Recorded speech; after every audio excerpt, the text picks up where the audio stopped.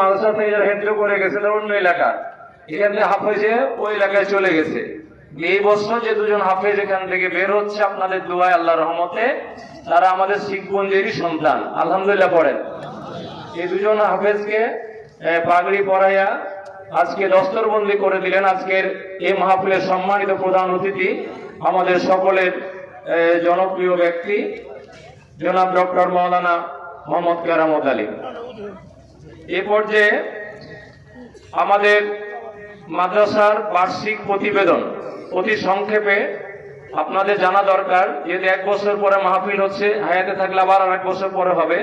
আমাদের মাদ্রাসা ছাত্রদের নামাজ পড়ার মতো কোনো জায়গা ছিল না। এরপর আপনাদের সার্বিক সহযোগিতা এখানে মসজিদের জন্য মাটি ক্রয় করে সে আমাদের মাদ্রাসার নিজস্ব জায়গায় এর 3 তলা ফাউন্ডেশন একটা মসজিদ তৈরি করা হয়েছে গতবার। সেহেতু মসজিদ এবং মাদ্রাসার সংক্ষিপ্ত রিপোর্ট